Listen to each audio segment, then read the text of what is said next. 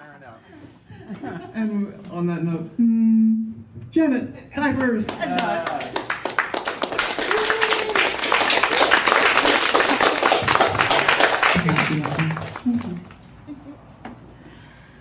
I would like to share with you something from this book. A later piece, somebody was asking questions for, here is a quickie, sun or moon? What? Sun or moon? Moon. Well, I had poems like Moonlight, but then I said that I was really glad I was able to see the sun and the moon for the total solar eclipse. Oh, yeah. So with this, and it's going to be a total solar eclipse again in 2024. I think I even mentioned that. And it's coming through Austin in 2024, so I might take my photo that I took from 2017 and put it in a t-shirt for Austin 2024. So. This is a poem about that that's called Knew I Had to Be Ready. Got a pair of those solar sunglasses the other day. Challenged myself to stare at the sun. And really, that's such a ridiculous concept to begin with. But wearing these glasses made me blind as a bat until I walked outside and guessed where to look. And when I found it, I was awestruck. And even though I didn't create these glasses, even though I didn't create this scientific tool, I suddenly felt like I could challenge the science gods. Yeah. Try to stun me again. I dare you. For the past 18 hours, we drove 6+ hours each way to get to the focal point for the longest duration of the total eclipse of the sun. And I have a filter for my camera, and I even have my solar sunglasses, so I was ready for what I guess would be a half-hour show. And I may have been mistaken. It may have taken 3 times as long to watch the moon move its way in the opposite direction over how our sun dances along our daytime sky. So every few seconds, I'd take a picture, then slide on those solar glasses so I could look up to see that crescent move with my own 2 eyes. Clouds moved in for a bit. I was in a panic. Wait, these evil weather gods can't make me miss my chance.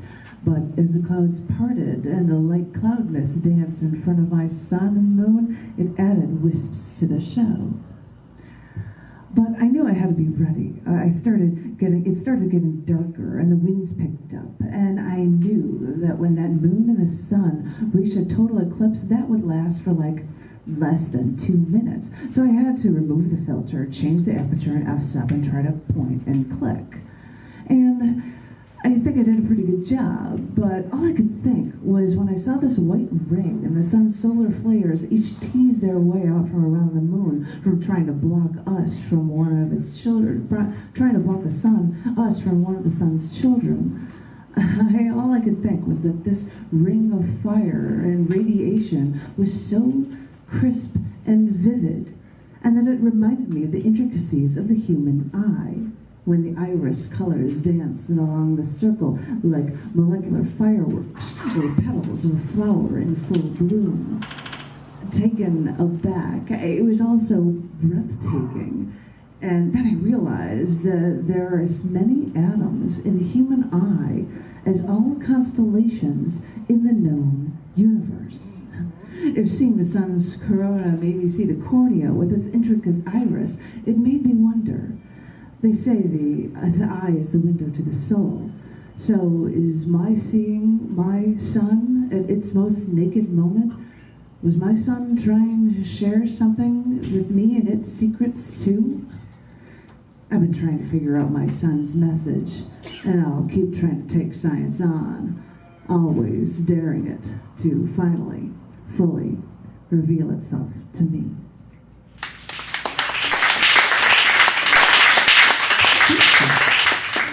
And I'm going to try to feel some shorter ones with you. This one is called Feel Comfortable, and it is from the released in a week or two book On the Edge. On the Edge.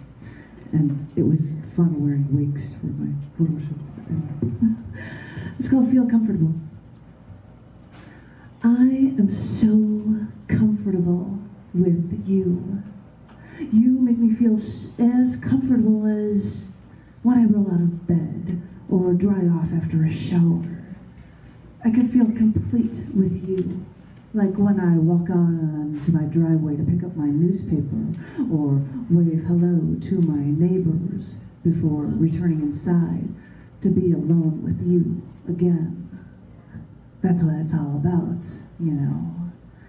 Because with you, I feel as comfortable as with hot cocoa and a bedtime story. Thank you. That was my series of poems that this poem is about. That poem was about a bathrobe. If you think about that for a second, like, oh, when you walk out and you wave to your neighbors and then you go inside to be in your bathrobe. And this is one other, this one was done for a reading because my book was amongst other books in a bookstore in Chicago, and I had to do things with a bunch of titles. So these are a bunch of titles in the thing for this bookstore on 9th Street called In These Times. In these times, have you learned to enjoy yourself under this cover when everything is only people versus empire? In these times, I only think of something that doesn't ever help.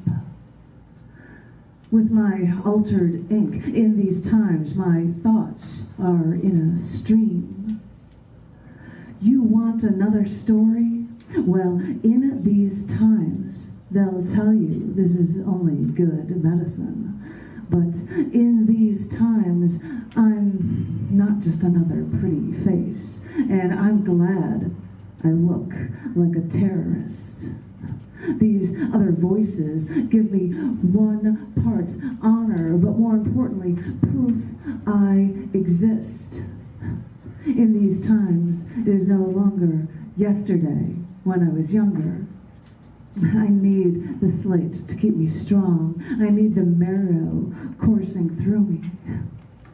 I needed it. Thank you.